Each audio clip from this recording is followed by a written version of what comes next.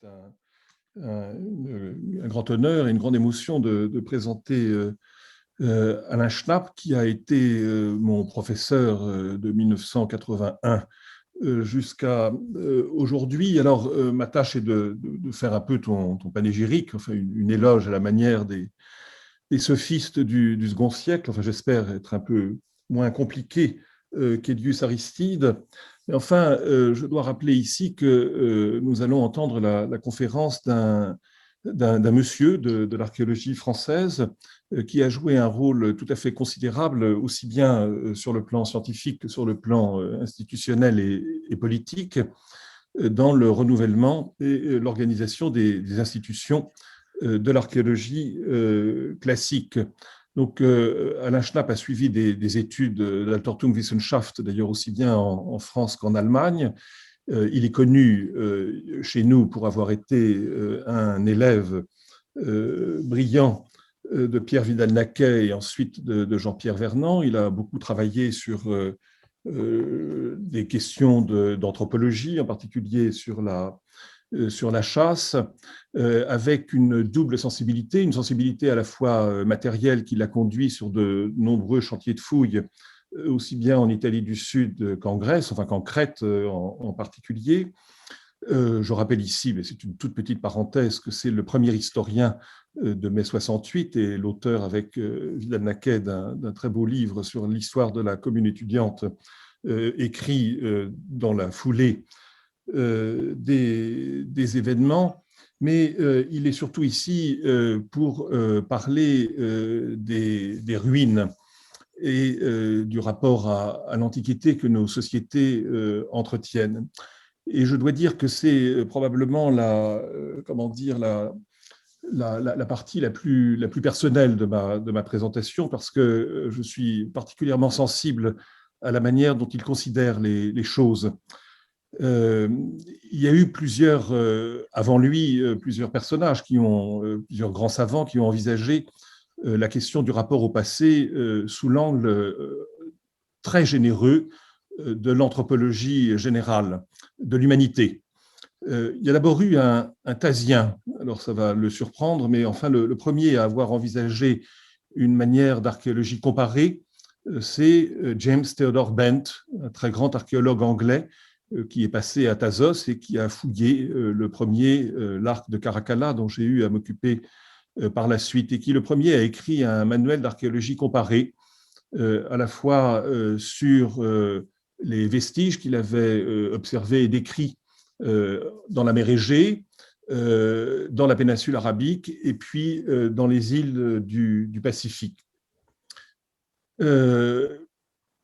Quelques années plus tard, c'est au musée de Saint-Germain-en-Laye qu'Henri Hubert et Marcel Mauss ont inauguré et créé cette magnifique galerie d'archéologie comparée des 5 continents qui a été récemment restaurée et qui présente un regard, alors en effet extrêmement ambitieux, parfois évidemment déroutant, étant donné la complexité et la variété des contextes, mais toujours éclairant, présentant par exemple des vases grecs de l'âge du bronze avec des vases du Pacifique ou d'Afrique.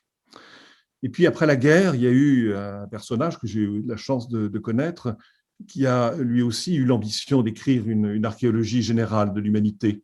Je veux parler d'André Leroi-Gourhan, qui, avec L'homme et la matière, a essayé d'identifier ce que l'homo faber pouvait être et essayer de trouver dans le geste et la fabrication peut-être une des formes les plus élevées de l'humanité, dans la transformation de la matière, en essayant de créer cette typologie du geste qui a marqué tant d'étudiants de ma génération. Et puis maintenant, je dois dire, mon cher Alain, qu'il y a le travail que tu as publié il y a quelques semaines maintenant, ou un mois, peut-être 2, qui est cette histoire universelle des ruines, des origines aux Lumières. Alors les Lumières entendues au sens évidemment historique, enfin je pourrais dire aussi au sens plus profond, c'est-à-dire une manière de considérer l'homme dans son rapport au passé à travers les vestiges qu'il essaye de de préserver ou parfois de détruire, mais en les rendant à chaque fois ces vestiges toujours vivants et réactivés. Et cette espèce de rapport au passé qui consiste à le considérer comme toujours vécu, enfin toujours repensé, comme si au fond le passé n'était jamais révolu, et consistant en ce que, on peut faire les métaphores freudiennes que chacun connaît ici sur l'enfouissement et la révélation, mais enfin, il y a quelque chose de ça. Et je dois dire que cette ambition qui consiste à considérer l'homme dans son unité, sans aucune différence, au-delà évidemment des contextes extrêmement compliqués qui nous séparent. Et ça, je trouve que par les temps qui courent, ton message est non seulement une très grande œuvre scientifique, mais je crois aussi un très beau message d'humanité et de confiance dans l'homme. Et voilà, je crois que c'est de cela dont tu vas parler, c'est de cela que tu vas faire maintenant la présentation. Et je suis toujours très heureux de te présenter. Mais là, aujourd'hui, tout particulièrement, parce que Daniela et son équipe d'étudiants, elle est modeste, elle ne l'a pas dit, mais c'est une exposition qui est une exposition participative. Alors, j'aime pas beaucoup ces mots un peu qui sortent, enfin bon, en tout cas, mais c'est très ambitieux là aussi, parce que c'est considérer notre travail comme étant construit par nous-mêmes, mais aussi par les étudiants. Alors, évidemment, nous sommes un petit peu à l'origine, mais souvent, ils nous dépassent et ils font que cette exposition est en effet une très, très belle réussite, aussi bien sur place que dans le catalogue, qui est aussi une très belle réussite. Et c'est un très bel hommage que tu rends aujourd'hui au bicentenaire, puisque c'est quand même, il faut rappeler, notre seconde patrie à tous, le bicentenaire de l'insurrection grecque qui, depuis Patras et le serment de l'évêque, a conduit à la libération de la Grèce du joug ottoman. Et de ce point de vue-là, Daniela a très bien compris que Strasbourg était particulièrement bien placé, hein, non pas comme capitale de l'archéologie, ça restera Rome et la Saxe un petit peu à cause de Winkelmann, mais enfin, nous avons ici des fonds d'archives considérables dont elle commence à explorer les méandres, et je crois que c'est une très belle chose, et je crois que tu es le mieux placé pour nous parler de tout ça et rendre hommage à la fois à nos amis grecs et puis à ceux qui les ont aimés et à ce rapport au passé qui, je le croyais, était un peu congénital au fond à la nostalgie occidentale depuis Homère. Je crois que tu commenceras un petit peu plus tard à l'époque antonine, mais j'ai découvert en lisant ton livre que ce sentiment du passé, eh bien, on le retrouve partout. Et en tout cas, je te remercie pour cette très très belle leçon d'humanité. Merci de tout ce qui vient d'être dit, de cette invitation, et je suis heureux de rejoindre votre groupe de travail, et surtout dans le contexte difficile qui est le nôtre, de voir que l'enthousiasme des collègues et des étudiants peut mener à des outils et à des réflexions utiles. Ce que vous venez de dire et ce que Jean-Yves vient de dire, évidemment, me fait un grand plaisir, et ce, d'autant plus que, en dehors de la conjoncture que nous vivons, il y a eu un deuil qui a frappé tous les amateurs de réception de l'Antiquité, et dont je sais que vous êtes, Didier Laroche et Jean-Yves et beaucoup des présents, c'est la disparition de Pierre Pinon. Moi, je connaissais Pierre depuis mes années de lycée. Il a été l'un des architectes qui, en France, ont le plus internalisé, en quelque sorte, les questions archéologiques. Et il était un érudit et à la fois une personnalité extrêmement généreuse pour tous ceux qui l'ont accompagné. Et donc, vous me permettrez de dédier à son souvenir cette conférence.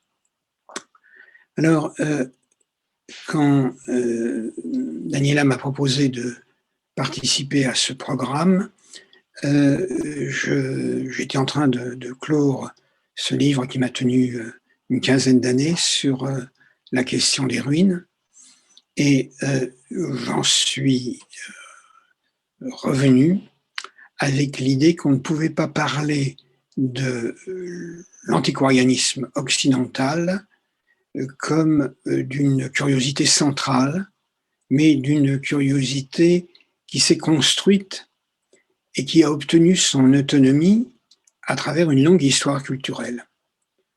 Et c'est cela, alors c'est peut-être ambitieux en une cinquantaine de minutes, de couvrir ce champ qui va de la création d'une conscience du patrimoine, nous reviendrons là-dessus, une conscience des monuments, à leur intégration dans l'espace moderne de l'Europe. Et cet espace moderne, eh bien, nous pouvons le célébrer avec l'indépendance et la Révolution grecque, et nous le retrouvons avec le travail de création du service des antiquités et celui des écoles étrangères, et notamment la mise en place d'une approche topographique du passé qui, aussi étrange que cela nous semble, a mis plusieurs centaines d'années à être acceptée. Ce n'est pas seulement une histoire des techniques de relevé, on pourrait par exemple, nous allons le croiser de façon oblique, se poser la question de savoir quel type de dessin, quel type d'instrument de visée, est-ce que la trigonométrie, inventée seulement à la fin du XVIe siècle, a été rapidement appliquée au relevé archéologique? Vous verrez que non, pas tellement, ou qu'elle l'a été à travers des approches non archéologiques. Donc, la première section de ce que je vais vous proposer est de voir comment les ruines de la Grèce opèrent à l'intérieur de la conscience historique des Grecs eux-mêmes. Alors évidemment, on pourrait prendre les choses de plus loin, mais je commence à Pausanias parce que ça m'étonne beaucoup, ce passage bien connu de Pausanias ne semble pas avoir été médité et reconnu pour l'originalité qui était la sienne. Les Grecs montrent plus de talent à admirer ce qui provient de l'étranger que ce qui se trouve chez eux, en sorte que si les meilleurs de leurs érudits ont analysé dans le moindre détail les pyramides des Égyptiens, ils n'ont pas accordé le moindre souvenir aux trésors de Minyas ou aux murs de Tirynthe, qui ne sont en rien moins admirables. Et ça, je trouve que cette phrase, elle explique à la fois le rapport d'une partie des lettrés au passé et cette espèce de pas de recul qui est le leur, la conscience que Pausanias a de cette étrangeté de la vision pluriculturelle des Grecs et de leur admiration de l'Égypte ancienne, du monde mésopotamien et même de la culture perse de ce point de vue-là. Si nous essayons de pénétrer un peu dans l'esprit des antiquaires du monde gréco-romain, c'est évidemment le De Finibus qui nous convoque. Pison, au cours d'une promenade antiquaire à Athènes, se tourne vers ses accompagnateurs. Tantavis admonitionis inest in locis, il y a une telle force de souvenir dans ces lieux, et le jeune Lucius lui répond: Quamquam in quidem infinitum est in accurbe, quacumque enim ingredimur in aliqua historia vestigium ponimus. Tout cela est d'une richesse infinie, donc vraiment, et quoi qu'il sorte du sol, cela est lié au passé. Donc, entre la position, je dirais, comparatiste de Pausanias, qui est de dire, mais dans le fond, nous ne sommes pas conscients de tout ce qu'il y a dans notre tradition, et la vision hellénistico-romaine, il y a quelque chose de différent, cette distance que les compagnons de Cicéron savent mettre entre eux et le passé. Et Cicéron lui-même raconte la visite. Nous fîmes les 6 stades de la porte d'Hippile à l'Académie. Quand nous fûmes arrivés dans un si beau lieu, et qui n'est pas célèbre sans cause, nous y trouvâmes toute la solitude que nous voulions. Alors Pison, Est-ce par un dessein de la nature, nous dit-il, ou par une erreur de notre imagination, que lorsque nous voyons des lieux où l'histoire nous apprend que de grands hommes ont passé une partie de leur vie, nous nous sentons plus émus que quand nous écoutons le récit de leurs actions ou que nous lisons quelqu'un de leurs écrits. C'est ce que j'éprouve moi-même en ce moment. Le souvenir de Platon me vient assaillir l'esprit. C'est ici qu'il s'entretenait avec ses disciples et ces petits jardins que vous voyez si près de nous me rendent sa mémoire tellement présente qu'il me le remettent presque devant les yeux. Donc cette force, cette vis admonitionniste, il y a Monéré, c'est la racine du monument, fait qu'on établit un lien qui est un lien psychologique autant qu'un lien rationnel avec le passé. Et on le retrouve dans un contexte très différent dans la Pharsale de Lucien. César gagne la côte de Sigé à la recherche de la gloire passée, Mirator, et les rives du Simoïs, et le promontoire d'Oréthée, ennobli par la tombe grecque et ses ombres qui doivent tant aux poètes. Il parcourt le site. Donc comment on fait pour parcourir un site, nomen, le site, mais il y a cette dimension philosophique. 3. Dévasté par l'incendie, il cherche les nobles vestiges des murs de Phœbus. Maintenant, des buissons stériles et des troncs pourris de chêne écrasent le palais d'Assaracus et ne tiennent plus les temples des dieux que d'une racine fatiguée. Pergame tout entière est ensevelie sous les ronces, Essiam périrait ruiné. Les ruines elles-mêmes ont péri. Donc il n'y a pas que la conscience du passé, il y a l'expérience physique du déplacement. Dans la philosophie grecque, vous savez mieux que moi, le péripathos et le fait de cheminer, c'est quelque chose qui aide à la pensée.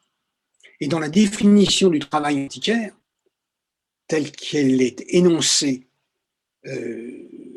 à la fois dans la tradition érudite d'un Pausanias ou dans la tradition savante d'un Cicéron ou dans celle plus poétique de Lucain, il y a le sentiment d'une présence, et ce sentiment de la présence, il conduit à la vision du rapport personnel que nous pouvons entretenir avec le passé. Voici la version latine, je ne prends pas le temps de la commenter plus, mais je m'arrête sur Essiam periere ruiné. S'il n'y a plus de ruines, alors quelque chose s'est cassé, quelque chose vient insidieusement nous dire que si érudits que nous soyons, si disponibles à l'écoute du passé, il y a toujours un risque. Et la petite colonne du palais d'Oinomaos, toujours chez Pausanias, qui s'adresse aux visiteurs, le dit bien. Je suis étranger le vestige de ce palais fameux, colonne de ce qui fut jadis la demeure de Nomaos. Me voilà aujourd'hui près du Cronide, objet d'honneur, prise dans ses liens. Même la flamme dévorante du feu ne m'a pas consumé. Donc, quelque part, il peut arriver des choses terribles aux ruines. Les tremblements de terre, les guerres, l'indifférence, la malveillance peuvent les détruire. Mais il y a dans le principe même de la ruine quelque chose de vivace qui s'oppose aux destructions et qui, si elles ne peuvent les empêcher, peuvent les transcender. Et ça, c'est le second principe de l'antiquarisme, de l'antiquarianisme gréco-romain, qui me paraît évident. Le premier était de dire, nous les Grecs, nous ne regardons pas d'assez près nos propres antiquités.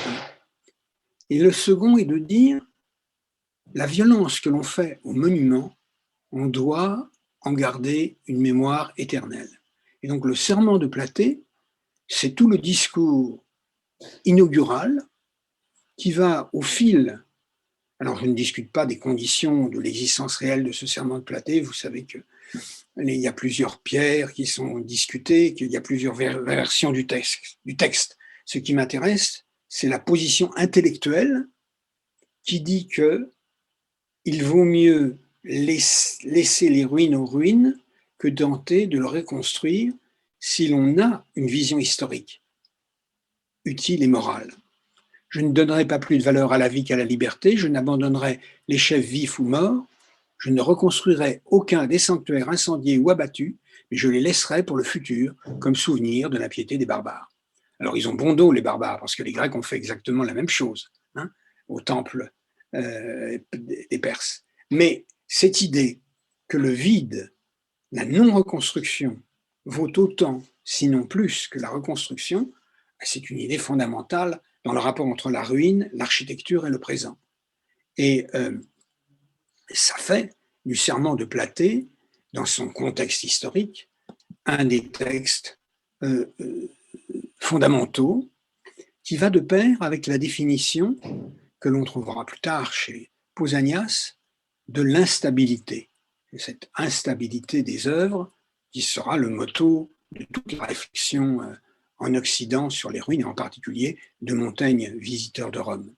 Si Mégalopolis, que les Arcadiens avaient fondée avec tout leur zèle et en qui les Grecs avaient placé les plus grands espoirs, se trouve maintenant dépouillée de toute sa parure et son ancienne prospérité, si, en majeure partie, elle n'est plus aujourd'hui que ruine, je ne m'en suis nullement étonné, sachant que la volonté divine est de créer sans cesse du nouveau, et que de la même façon la fortune transforme toute chose, ce qui est fort et ce qui est faible, ce qui naît et ce qui meurt, et qu'elle régit le monde à sa fantaisie, avec une implacable nécessité. Mycène commanda bien les Grecs dans la guerre contre Troie, Ninive était le siège de la royauté assyrienne, et Thèbes de Béotie, que j'ai digne jadis de présider la confédération des Hellènes. Donc il y a dans cette instabilité une réversibilité, une fragilité qui donne aux ruines et qui donne à leur intelligence et à leur observation un plein droit moral. Les premières ont été désertées et sont entièrement détruites de ces villes, les villes de l'Antiquité. Pour Thèbes, son nom est réduit à désigner la seule acropole et une poignée d'habitants. Quant aux villes qui furent autrefois au comble de la richesse, Thèbes d'Égypte, leur commune minienne, Délos, marché commun de la Grèce, les unes sont moins prospères qu'un simple particulier de conditions financières moyennes, et Délos, si l'on accepte le personnel envoyé par Athènes pour la garde du sanctuaire, est vide d'habitants, tout au moins de Déliens. De Babylone subsiste le sanctuaire de Bel, mais de cette Babylone qui fut sous le soleil la plus grande des villes de l'époque, rien ne restait que le rempart, comme à Tyrène d'Argolide, ces villes dont la puissance divine les a réduites à néant. Mais voici un cas encore où la fortune montre une fois de plus une force plus grande et une efficacité plus étonnante dans les œuvres et succès des cités. À peu de distance de Lemnos se trouvait l'île de Chrysé. Le flot la saisit tout entière, Chrysé coula et disparut dans l'abîme. Une autre île, appelée Hiéra, n'existait pas en ce temps, tant les choses humaines sont éphémères et sans aucune stabilité. Mais cette instabilité n'est pas seulement l'instabilité qui touche les œuvres humaines, mais aussi les œuvres de la nature. Et c'est cela la force du sentiment du passé dans la Grèce ancienne. On pourrait le nuancer. Il n'est pas le même à l'époque classique, à l'époque hellénistique. J'en suis conscient. Ce qui m'intéresse ici, c'est en bloc la façon de regarder le passé. Donc, dans Philostorgue, nous avons ce petit passage que je trouve absolument fabuleux de la passion d'Artémios. L'empereur, c'est Julien, demande aux prêtres ce qui se passe à Delphes. Et les prêtres répondent. Dites-le à l'empereur, elle a croulé au sol la demeure d'Étalique. Phoebos n'a plus de cabane, plus de laurier prophétique, plus de sources bavardes. Elle s'est tarie, même, l'onde bavarde. Donc cette onde qui parle, ce flot, désigne le sanctuaire, mais le sanctuaire réduit à son état de chose de la nature, pas le sanctuaire dans sa munificence architecturale. Et c'est ce qui frappe, c'est que le principe de vie qui l'animait s'en est allé. Et si on compare ce genre de texte à ceux de l'anthologie palatine, on voit comment l'intelligence des monuments travaille l'idée du passé en Grèce, Mycène. J'ai beau n'être ici qu'un monceau de poussière abandonnée, j'ai beau attirer moins les yeux que pas un rocher si l'on considère l'illustre ville d'Ilos, dont j'ai foulé aux pieds les murs, vidant aussi le palais entier de Priam, on apprendra quelle fut alors ma puissance. Si la vieillesse m'a fait un outrage, j'ai assez d'un témoin, celui de Méonie. Oui, Homère est cité là. Mais Ce qui est extraordinaire, c'est que la ville qui parle, et la ville se vante d'avoir agressé une autre ville et d'incarner dans sa puissance de rémémoration ce qui est arrivé. Argos. Argos, chanté par Homère, est terre sacrée de la Grèce, et toi, jadis acropole opulente de Persée, vous avez éteint la gloire de ces héros qui autrefois abattirent les murs élevés par les dieux dont se couronnaient Troie. Mais c'est une ville plus puissante encore, tandis qu'abattue, vous n'offrez aux yeux que le pâturage de longs troupeaux de bœufs.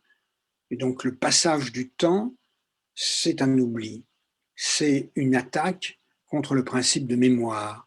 Et donc peut résister à cela celui qui accepte de prendre des risques, celui qui entend regarder de plus près ce qui se passe à la surface du sol et à l'intérieur du sol. Et Michael Choniates, l'archevêque d'Athènes, a, dans ses lettres, décrit l'angoisse qu'il a étreint quand il a été nommé à Athènes et qu'il s'est mesuré aux ruines.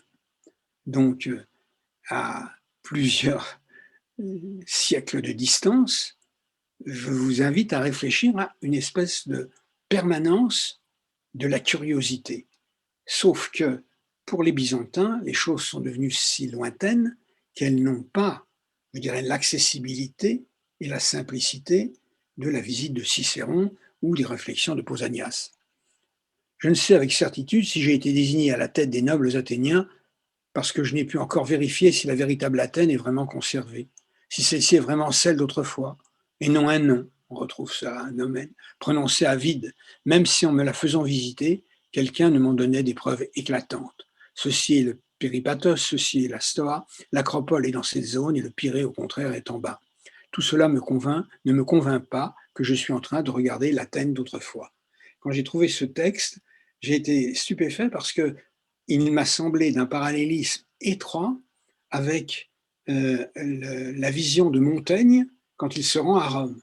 Et quand, dans le journal de voyage, le narrateur dit « Monsieur de Montaigne, après avoir consulté les antiquaires, décidait qu'il fallait s'en passer et que la Rome que lui présentaient les antiquaires n'avait que peu de rapport avec la véritable Rome. » Mais Choniates se reprend quand même.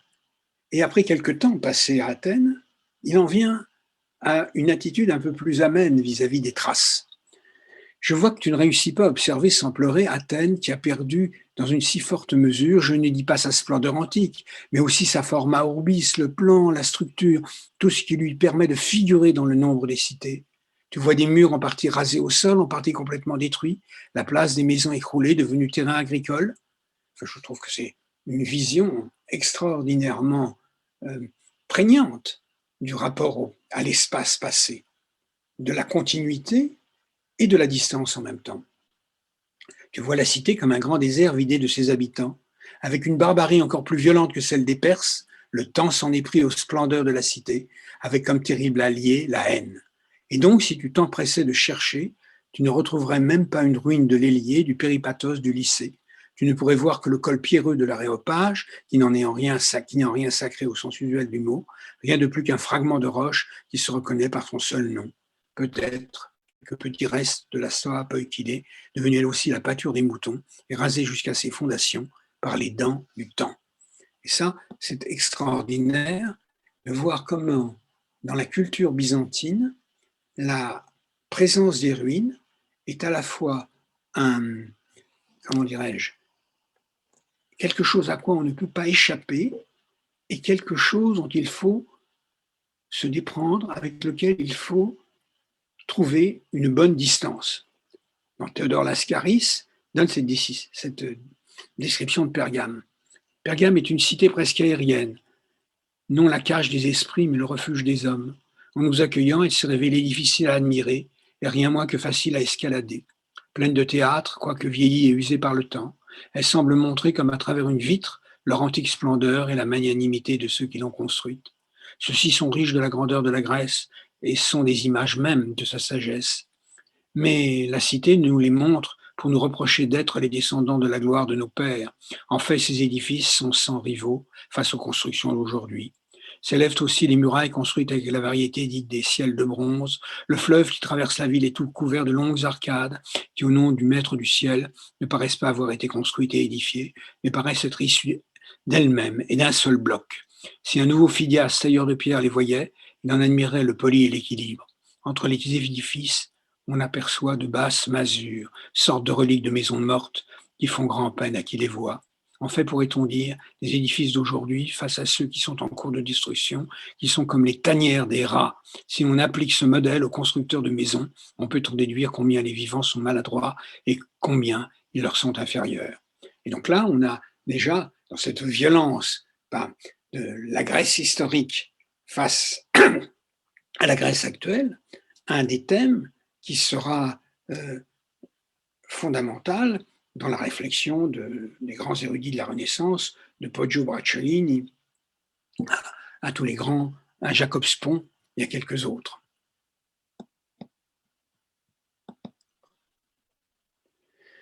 Toujours Lascaris, de part et d'autre des murs du Grand Théâtre se dressent les tours cylindriques qui semblent concourir à avoir les pierres les plus lisses et un cerclage parfait.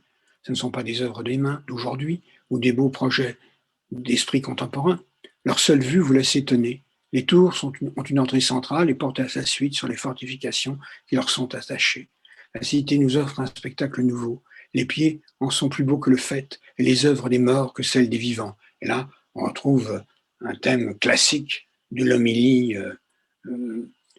biblique, n'est-ce pas, sur le haut et le bas. Et en voyant cela, d'un côté, nous nous décourageons, d'un côté de l'autre, nous nous exaltons, et nous éprouvons une sorte de joie douloureuse, un rire mêlé de pleurs. Et là, encore, si je vous sors ces deux mots, et je vous les traduis en allemand, et je vous dis qu'ils sont de Walter Benjamin, ben vous aurez peut-être tendance à me croire.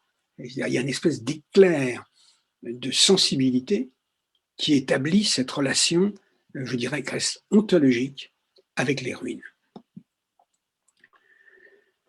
Alors, j'ai essayé, dans cette introduction un peu longue, d'insister, en allant très vite dans le temps, sur la continuité entre la Grèce ancienne, au moins depuis l'époque hellénistique, la culture romaine, et le monde byzantin, dans la dévotion, dans l'amour-haine pour les ruines. L'amour des ruines, la haine, je dirais, de ce qui a fait qu'elles sont ruines.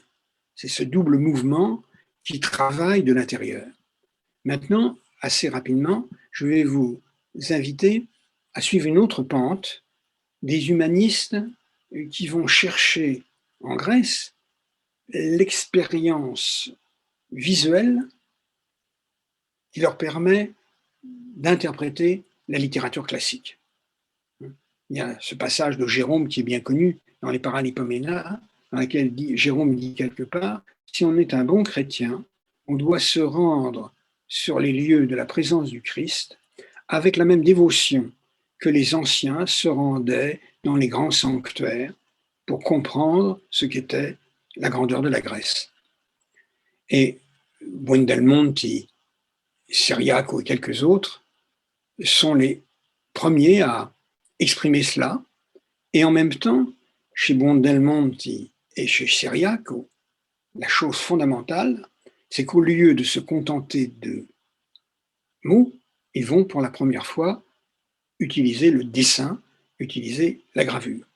Pendant que nous contemplions ces merveilles, nous entrions dans le port de Pénix, aujourd'hui appelé Loutro, et nous vîmes une cité d'une haute antiquité avec ses colonnes abattues.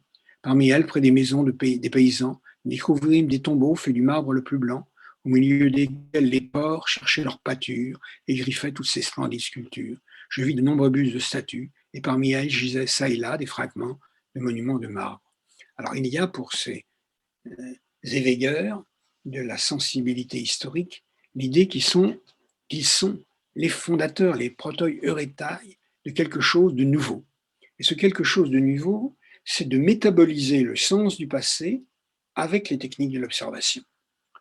Un prêtre qui l'interroge, ça c'est dans la vie de Méus, qui l'interroge sur son activité, Cyriaque répond. Il est dans une église en train de prendre des notes. Piquet, je lui réponds sur le moment que j'avais appris parmi les oracles de la Pythie à faire revivre les morts du monde d'en bas. Et après avoir dit cela, je le laissais dans son ignorance et sa confusion, l'esprit tourneboulé, car je pensais ne pas devoir abandonner mon art.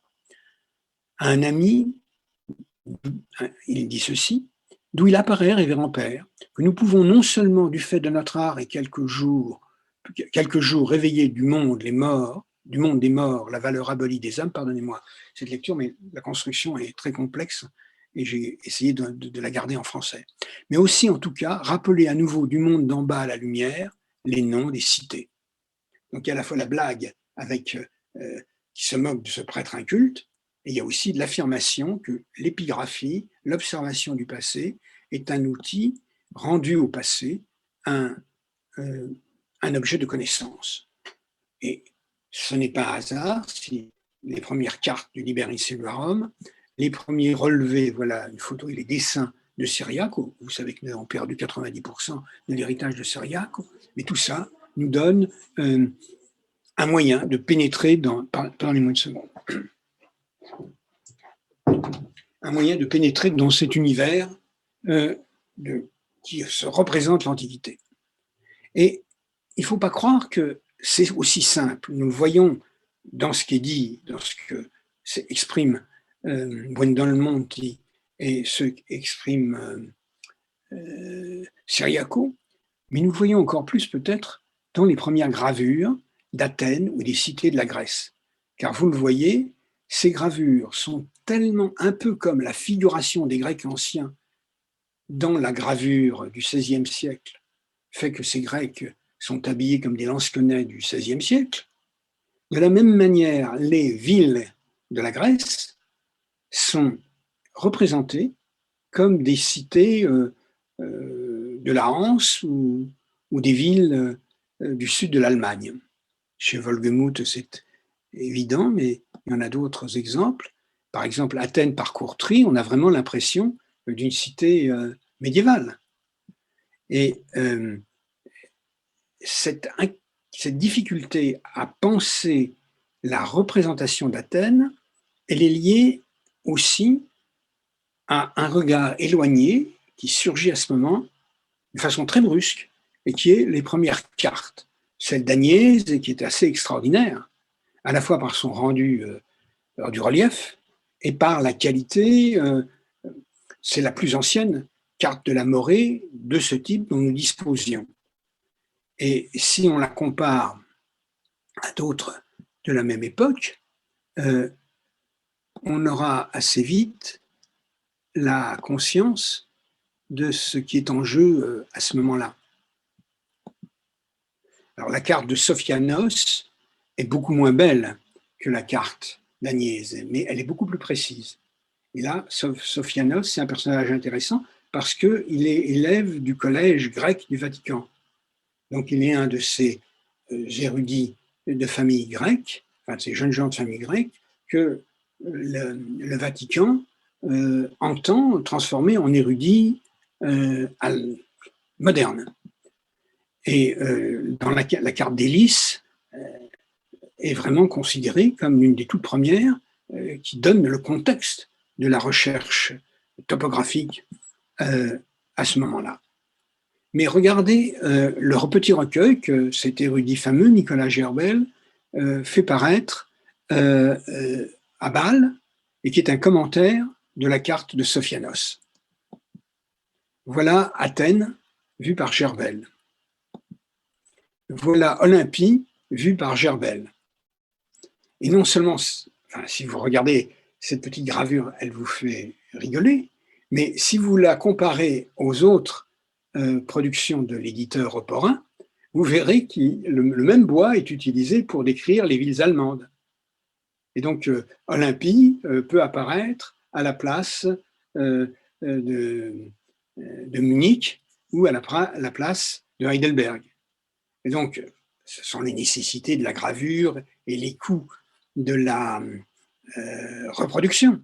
Mais c'est aussi cette idée qu'on n'est pas complètement, en quelque sorte, détaché de ce qui et je dirais, la forme de la ville telle que la Renaissance ou la fin du Moyen Âge l'ont entendue. Et ce n'est qu'avec les topographes de métier, Wheeler, dans son expédition en Grèce, avec Spon, sera un des premiers à utiliser, il rencontre en Grèce un mathématicien de Cambridge qui se met à leur disposition et qui commence à leur donner des plans normés et même à fabriquer la première carte triangulée. Alors ça, c'est le levé géométrique que donne Spon. Et si vous le rapportez à celui de l'ingénieur vénitien Verneda, qui lui dispose ses canons pour le siège d'Athènes, vous voyez que la précision topographique, elle gagne beaucoup avec les ingénieurs militaires. Elle gagne si fort que pour la première fois, les plans sont corrélés du point de vue par une triangulation solide. Et donc, la première représentation correctement structurée de la topographie d'Athènes, elle n'est pas due aux antiquaires eux-mêmes, mais au travail des ingénieurs militaires qui doivent accompagner les campagnes. Et donc là, on a la première des révolutions a été la révolution graphique des années 1490-1520, et la seconde est à l'œuvre à partir de 1680, qui va conduire à une vision topographique stricte des ensembles que l'on est capable d'observer. La traduction de Gédouin, qui a été magnifiquement reprise et éditée par Georges Tolias, porte une des toutes premières reconstructions d'Olympie. Et on voit bien que Gédouin, lui, ne fait pas partie de l'école topographique. Il n'a pas la vision distanciée de Spon. Il crée à nouveau une espèce de paysage onirique dans laquelle le stade est vu comme une réalité qu'on pourrait dire pré-romantique. Et donc, il est intéressant de voir qu'entre les années 1680 et les années 1720-1730, quelque chose joue qui n'est plus de la même tonalité.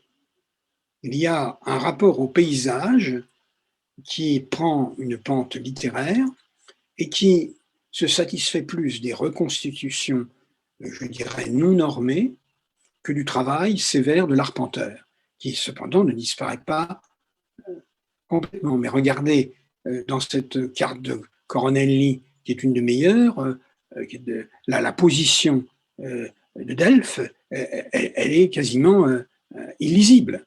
Donc, il y a un moment où la contradiction entre la vision littéraire de l'antiquaire et la vision topographique de l'ingénieur et de l'architecte entre en collision. Et ça, on le voit bien dans le travail de Fourmont. Hein. La visite de Fourmont, des deux Fourmont en Grèce, qui dure 2 ans dans les années 1720, malheureusement, n'a jamais été publiée comme il le fallait. Et donc, je fais un appel à la bonne volonté, s'il y a des étudiants intéressés par publier un jour le voyage de Fourmont, je serai heureux de les aider et ils rendront un grand service à la science et à la tradition française un peu négligée par le monde germanique ou le monde britannique en publiant un jour le voyage de Fourmont. Vous voyez, Fourmont n'est pas du tout, enfin Fourmont le jeune, donc c'est pas l'érudit, c'est son frère, c'est son neveu, pardon, il est beaucoup plus synthétique que ne le sont ses prédécesseurs, mais en même temps, ses vues sont quasiment des vues cavalières. Les vues d'Athènes, le plan lui-même n'est pas normé, et Athènes est traitée un peu comme une statue autour de laquelle l'antiquaire chemine. Il y a un très beau passage du journal de Spon dans lequel il explique sa méthode de levée d'inscription et de reconnaissance de site. Voilà la deuxième partie, donc de l'autre azimut. Et par contre, alors, où je trouve que les mains sont très différentes. Je laisse la question ouverte, est-ce que c'est vraiment le dessin de Fourmont ou de quelqu'un d'autre? Mais là, on est passé de l'esquisse cavalière à l'anatomie architecturale. Et ça, c'est aussi un des problèmes qui est majeur entre le début du XVIIIe siècle et la fin du XVIIIe siècle. Mais pour conclure sur Fourmont, je n'ai pas le temps de vous le présenter aujourd'hui, je trouve que cette vue d'Égine, elle est absolument extraordinaire, dans cette espèce de naïveté de composition. Elle va de pair avec un plan qui n'est pas trigonométrique, mais qui est suffisamment précis pour donner les positions. La Mécène, la même chose. Et là, vous voyez encore l'hésitation entre la vue cavalière, une espèce de vue poétique des montagnes, des collines, et la présence des arbres et de la nature. C'est chez Danville, et là, c'est un des grands moments, quand le cabinet géographique du roi, à la Bibliothèque royale, se lance dans la topographie de la Grèce. Donc je crois que le seul cabinet royal en Europe qui a à la fois organisé la topographie du royaume et celle de la Grèce, ça c'est spécifiquement une idée française. Et Danville est le premier à nous donner des cartes trigonométriques qui seront considérées comme tellement bonnes que ce n'est qu'avec l'expédition de Morée qu'elles seront dépassées. Et donc ce qui est intéressant chez Danville ou chez Belin, c'est qu'ils veulent faire de la topographie de la Grèce un modèle de la topographie de l'Occident. Et donc c'est un peu le chemin inverse du bricolage de Fourmont. Et nous en arrivons à la dernière partie de ma présentation, que j'appelle le tournant cartographique et topographique. Ce moment, les premières cartes fiables, comme vous l'avez vu, apparaissent vers 1750, mais la technique générale de la topographie appliquée à l'archéologie, elle n'est pas encore complètement vécue. Elle le sera à travers des Chandler, le premier, qui exprime, je dirais, avec une précision que je trouve extraordinaire, le rapport entre la visite aux ruines, le relevé des ruines, le rapport entre ce qui est visible et ce qui est seulement suggéré par la prospection. Chaque matin, nous nous levons et nous commençons à nous lancer dans l'observation. Et cette théorie de l'observation, du rapport entre les pierres et la marche, entre les pierres et les images, elle fait partie du travail de l'époque, et Fauvel, évidemment, a été un des contributeurs de ce travail topographique. Et c'est intéressant parce qu'on peut, Alessia Zambon l'a très bien vu, on voit comment chez Fauvel, le travail du dessinateur est enrichi par le travail du topographe quand il explique qu'il commence à étudier les engins de levée. Et donc, cela conduit à cette idée qui est exprimée par Gell. Si on veut comprendre le passé, il n'y a rien de secondaire. Le fragment est aussi important que le tout. La topographie de la nature, la topographie du paysage est aussi importante que celle de n'importe quel objet que l'on peut observer. Totally devoid of interest or utility, on the notation of tiles, broken pottery or blocks of stone, yet more frivolous and absurd to the Grecian traveler, however, these may circumstances of the more importance. Donc il ne faut pas se laisser inquiéter par la masse de documents, par l'inutilité préventive en quelque sorte d'un certain nombre d'objets, mais il faut en faire le miel du raisonnement archéologique. Alors, il y a un problème, ça a l'air bloqué. Voyons si ça, je remets comme ça.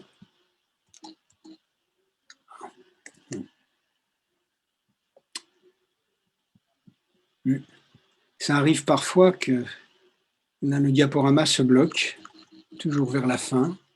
Oui, je crois que je vais essayer de le quitter et de revenir. Hein. Oui, surtout si vous l'avez mis en plein écran, parce que c'est vrai que parfois il le fait. Alors, voyons.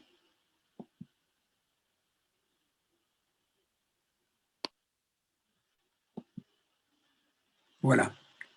J'espère que maintenant ça va marcher. Oui. Alors, j'avais Gell, j'avais Chandler, et maintenant, vous avez cet extraordinaire travail de Stanhope, sous les auspices d'ailleurs de l'Académie des inscriptions et belles-lettres, qui est le premier à mettre en application les recommandations théoriques énoncées par ses prédécesseurs. Sa topographie d'Olympie est la première, il est accompagné d'un architecte topographe, elle allie cette vision distante et poétique que vous avez là, avec la mise en place extrêmement précise de chacun des éléments et surtout l'insertion des ruines dans le paysage qui les entoure. Et là, les vues détaillées alternent avec les vues géométrales. Donc, chez Stanhope, toute la déclinaison des savoirs est en ordre. Et là, ce numéro d'Isis est assez important parce que c'est Sickler, c'est un personnage qui a été qui a le mieux fait connaître Winkelmann dans la culture allemande. Il est le premier à insister sur le fait qu'aller en Grèce, ce n'est pas seulement un voyage initiatique, ça doit être une observation topographique du paysage.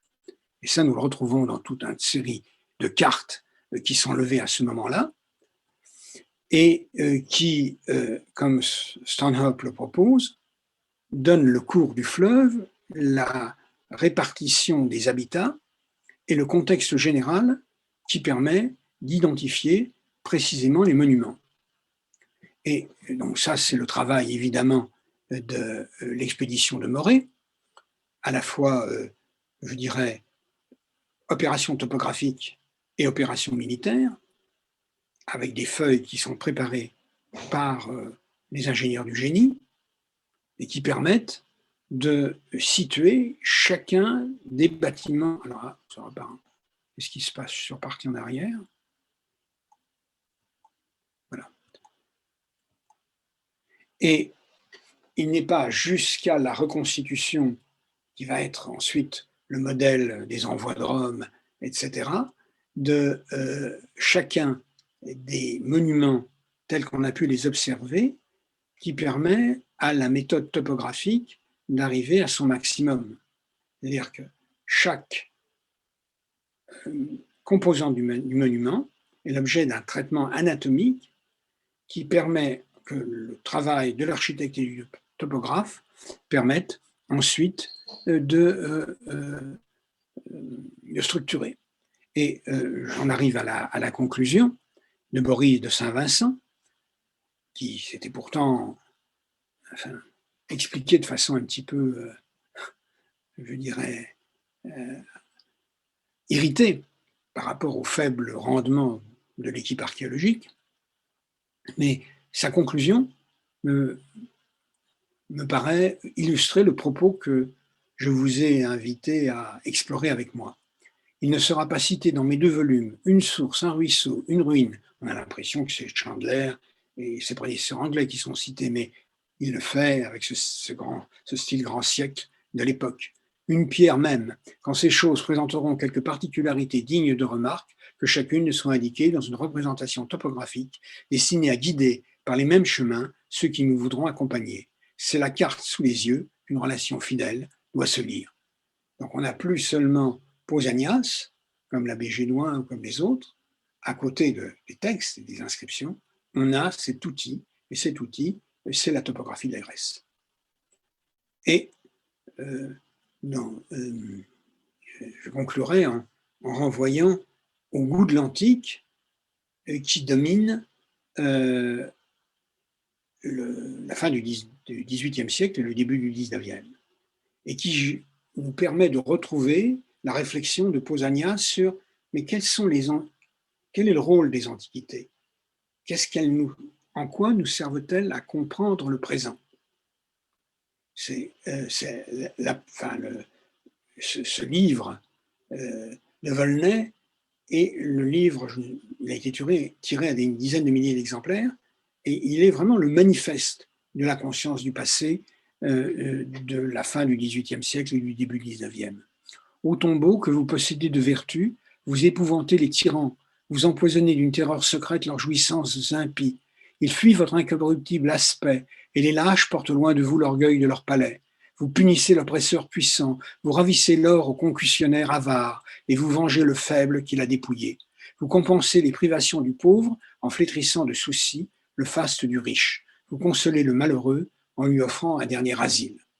Donc c'est une idée, je dirais, de l'Antiquité et des ruines comme un outil de la Révolution.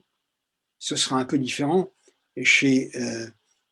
dans ses engagements politiques et chrétiens chez Chateaubriand, mais en même temps, dans cette idée de l'universalité, il y a quelque chose qui les met tous d'accord. Tous les hommes ont un secret attrait pour les ruines. Ce sentiment tient à la fragilité de notre nature, à une conformité secrète entre ces monuments détruits et la rapidité de notre existence. Donc la conscience de la fragilité de l'existence humaine, elle est la justification de la curiosité pour les ruines, et derrière cette curiosité pour les ruines, d'un savoir-faire qui n'est pas seulement fait de mots, mais qui est construit sur une représentation de l'espace et sur des techniques topographiques. Et voilà ce sur quoi je vais m'arrêter. Si vous avez des questions, je suis vraiment à votre disposition pour y répondre. Eh bien, Monsieur Schnapp, merci beaucoup. C'est vraiment très intéressant, très riche.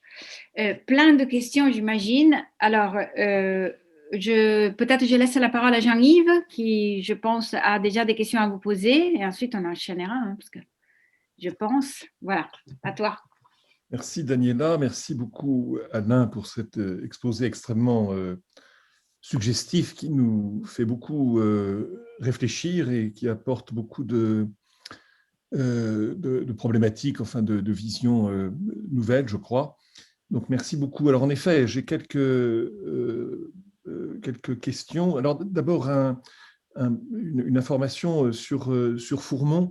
Je te signale une thèse en cours à l'Université de Montréal d'Anna Perrault sur les représentations cartographiques de la Grèce et qui va jusqu'à Fourmont, enfin qui en traitera.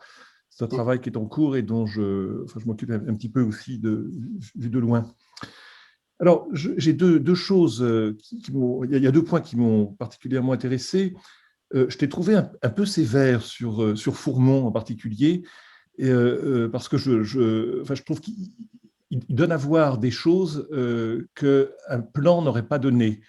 Et en particulier, la vue d'oiseau que tu as montrée d'Égine avec le temple d'Aphaïa et au lointain, je crois, le temple de Poséidon du Sounion.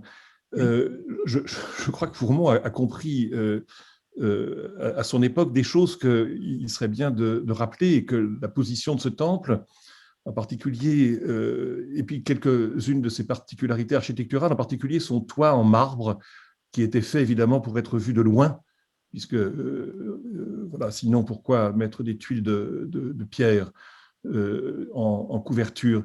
Et je crois que cette vue est absolument extraordinaire, parce que il a compris que la construction de ce temple, enfin quelque part un peu avant, un peu après les guerres médiques, enfin sans doute avant, mais en tout cas, je crois qu'il était fait en effet pour être vu en vis-à-vis avec, alors peut-être pas le Sounion, mais en tout cas les monuments d'Athènes. Et puis d'autre part, il y a une chose, alors tu ne m'en voudras pas si c'est l'antiquaire, comment dire, amoureux d'Athènes qui parle, mais dans les vues que tu as montrées de Wheeler, ou de Verneda, il donne à voir des choses qu'on ne voit plus. Et en particulier, il y a des vestiges qui aujourd'hui ont complètement disparu et qui existent encore. Et en particulier pour la partie qui est de la ville d'Athènes, qui est au nord de l'Éridanos, qui est aujourd'hui ensevelie sous la ville moderne essentiellement, qui s'est développée à partir de 1831. Et en particulier, il y a partout présent dans ces plans anciens une colonne qui est située à mi-chemin entre l'Éridanos et le rempart, la porte de la Carne, tout près de la porte de la Carne, et une colonne qui a été aujourd'hui, enfin qui n'est plus connue, mais qui existe encore, rue Euripide, dans une petite église qui s'appelle, enfin qui est consacrée à Saint Jean-Baptiste, Aios Ioannis Prodromos. Et cette colonne que tout le monde ignore maintenant, elle est montrée sur tous ces plans et elle disparaît à la fin du XVIIIe siècle parce que l'église est construite et plus personne n'en parle. Et je crois que là, il y a non seulement ces plans jouent un rôle, enfin, tiennent un rôle important dans ce rapport au passé, dans la construction de cet espace scientifique et pré-romantique, mais également dans la restitution contemporaine qu'on peut faire aujourd'hui de la ville d'Athènes. Et je te remercie d'avoir montré ces documents qu'on montre peu et qui, comment dire, sont essentiels à la compréhension de la ville. Il y a quelque part là, dans cette partie de la ville, probablement un temple. La colonne est monolithe, elle fait 13 mètres de haut, surmontée d'un chapiteau corinthien. Enfin, c'est d'époque impériale, sans doute. Il y a probablement un temple là, dont on ignore tout, mais qui existe encore sous la forme de cette colonne et qui a été montré systématiquement. Hein. C'est la limite urbaine nord de la ville. Et ça, c'est des documents que je ne connaissais pas tous. En particulier, je ne connaissais pas Verneda, là, ce document, mais enfin, c'est très, très intéressant. Donc, mais merci beaucoup pour ces... Voilà. Oui, juste sur Fourmont, j'ai peut-être été un peu rapide, je ne veux pas accuser Fourmont d'être incompétent. Au contraire, comme je l'ai dit, je trouve que c'est extraordinaire parce qu'il a une fraîcheur que peut-être les autres n'ont pas. Mais ce qui est un peu surprenant, c'est que c'est une mission officielle. C'est quand même à un moment où ces techniques sont bien connues et que ni lui ni son oncle n'ont l'idée, lui est un prodigieux dessinateur, mais ils n'ont pas l'idée d'avoir avec eux un architecte rompu aux techniques du relevé trigonométrique ou d'apprendre même ces techniques, comme Fauvel l'avait fait. Fauvel vient, c'est un peu plus tard, mais il vient de la même école, mais on voit le basculement à partir du milieu du XVIIIe siècle, la topographie s'impose. Donc, ce n'est pas diminuer les qualités de Fourmont dans mon propos, mais c'est montrer qu'il y a une difficulté à passer de la représentation de l'espace sous sa forme intuitive à une forme normée, et que c'est toute cette histoire qui est en jeu. Et ce qui est passionnant dans ce que tu dis, c'est alors peut-être la différence de considération ou de traitement des monuments de Rome et des monuments d'Athènes. Les monuments de Rome, dès le milieu du XVIe siècle, et surtout avec le XVIIe, je pense à Dégodet par exemple, l'obsession des architectes, c'est les mesures exactes. Mesurer très exactement, dit le titre du livre de Dégodet. Et c'est vrai que cette obsession du relevé précis existe moins pour la Grèce et existera avec Stuart et Revett, qui, je crois, sont les premiers à présenter des plans techniques, enfin voilà.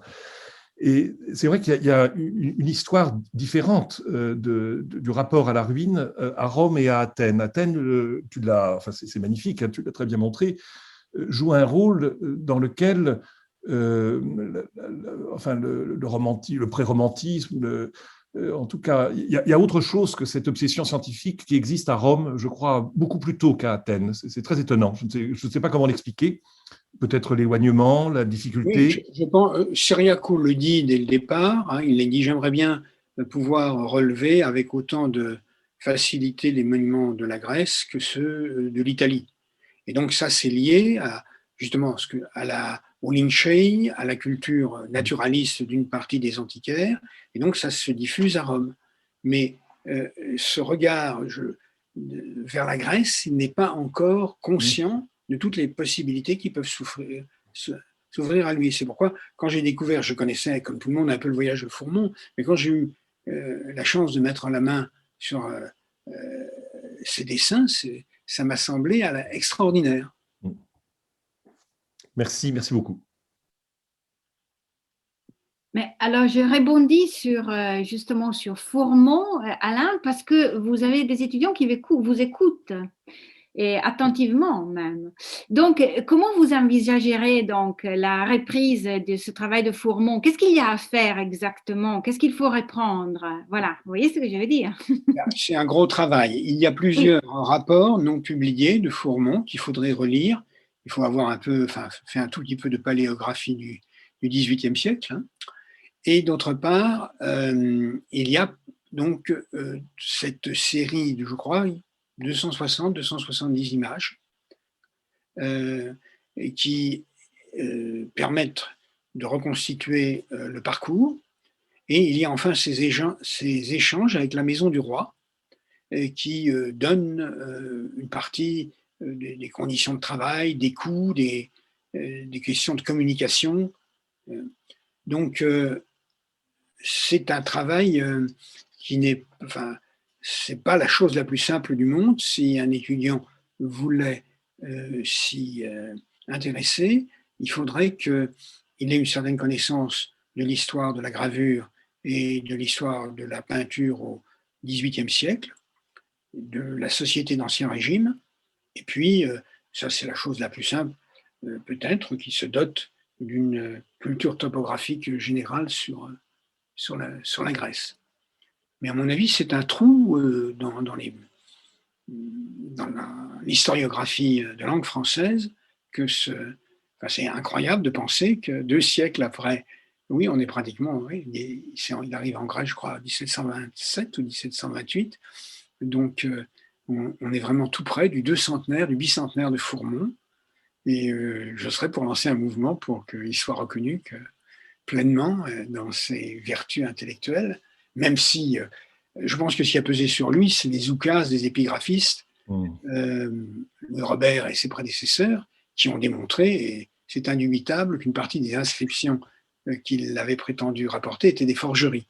Donc ça n'a pas aidé à la réputation du bonhomme. Je pense que pour l'archéologue, pour l'historien des idées et du voyage, Fourmont est un sujet. J'avais espéré, quand j'étais à l'INHA, pouvoir m'en occuper, et puis j'ai été dévoré par l'intendance. Donc, c'est pourquoi j'ai envoyé cet appel aux étudiants présents pour leur dire que ce serait un très beau sujet. Très bien, parce qu'ils nous écoutent hein, très attentivement. Après, ils sont très impressionnés, évidemment, ils n'osent pas parler. Avec vous-même et avec moi, et avec Jean-Yves, s'il y a des candidats pour se lancer, il faudra ensuite vérifier que les conservateurs des gravures soient d'accord pour faciliter le travail des étudiants. Enfin, j'ai quelques relevés et quelques microfilms de manuscrits que je pourrais mettre à leur disposition. D'accord, très bien. Alors, je ne sais pas s'il y a d'autres questions. Si quelqu'un veut se manifester ou par le chat ou en ouvrant le micro. Sinon, peut-être j'enchaîne parce que moi, j'en ai une autre. Hein. Alors, vous avez cité un passage donc de Gell, vraiment très intéressant et surtout, c'est impressionnant parce qu'en commençant à travailler sur les carnets de Hallerstein, je me rends compte que, alors, bien sûr, Hallerstein, il n'est pas si clair hein, parce qu'on a affaire avec un matériau brut hein, qui n'a pas eu le temps de revoir, mais je me rends compte que c'est vraiment dans ces années-là dans lesquelles ces antiquaires qui se transforment en archéologues prennent conscience de l'importance du contexte, c'est-à-dire du fait qu'il y a un ensemble. Ils sont partis en cherchant des sculptures et en réalité, en trouvant les sculptures, ils se rendent compte qu'il y a tout un ensemble et que c'est seulement en comprenant l'ensemble qu'ils vont comprendre véritablement quelle est la fonction de ces sites.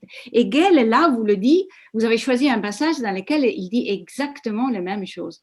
C'est extraordinaire. Il y a vraiment quelque chose là de très, très intéressant. ils sont exactement les périodes qu'on a choisies pour l'exposition, c'est-à-dire mettre en évidence véritablement cette phase de gestation de l'archéologie au fond, non? Oui. Dans laquelle vraiment ils commencent à se rendre compte de ce que c'est la stratigraphie, ce que c'est la typologie aussi, parce qu'ils commencent à découvrir les premiers vases et donc ils commencent à se rendre compte. Et là, avec Gail, vous avez touché ce problème de contexte d'une façon magnifique, parfaite. Voilà, alors là, c'était la remarque que je voulais faire. Je ne sais pas s'il y a d'autres choses, d'autres questions. Alors, j'ai vu passer un message, attendez, parce qu'en même temps. Alors, c'est Madame Philippakis qui vous remercie beaucoup et qui doit quitter la conférence, et donc elle vous salue bien. Alors, je ne sais pas s'il y a d'autres choses, d'autres questions, d'autres... Non, je ne vois pas en arriver d'autres. Bah, écoutez, s'il n'y en a pas d'autres, bah, nous, on vous remercie beaucoup, hein, parce que c'est vrai qu'on vous a déjà pris de votre temps. On vous remercie énormément. Voilà, sans rentrer dans trop de détails, mais ce n'est que le début d'une aventure. Hein. Et Jean-Yves, je pense qu'il est complètement d'accord avec moi. C'est-à-dire, on continuera sur la lancée, on fera encore d'autres... voilà, on lancera d'autres chantiers, on va dire, et donc vous serez amenés probablement à nous aider encore, Alain, avec, voilà, dans différentes formes. Merci à tous, merci de votre invitation et de cette discussion. Je crois que, surtout en ces années où nous allons fêter l'indépendance et la révolution grecque, ça serait intéressant de donner un peu plus de lisibilité à l'historiographie de l'archéologie, et votre initiative va directement dans ce sens. Et je vous invite aussi à regarder le volume qui a été publié l'année dernière par Heidelberg sur l'histoire de la chaire de Heidelberg et sur les rapports entre Kreutzer et Karl Bernhard Stark, qui sont un outil absolument fascinant de réflexion sur cette historiographie. Et si j'avais eu le temps, je vous aurais montré comment, quand Kreutzer fonde le cabinet d'antiquité de Heidelberg, il a exactement la même problématique. Avoir des objets, se garantir leur origine, former les étudiants à les publier et à les reconnaître. Oui, vous avez tout à fait raison. Et d'ailleurs, ça, c'est très intéressant. Il y aura ensuite d'autres initiatives, l'initiative du Louvre. Je pense qu'il y aura une véritable exposition, non, dans la deuxième moitié de l'année, je crois. Et donc, je pense qu'il y aura aussi d'autres initiatives qui iront dans ce sens, effectivement. Eh bien, écoutez, je vous remercie beaucoup. Alors, une bonne soirée. Ouais, c'était génial. Merci beaucoup, beaucoup. Et bon séjour en Bretagne. Hein. Merci.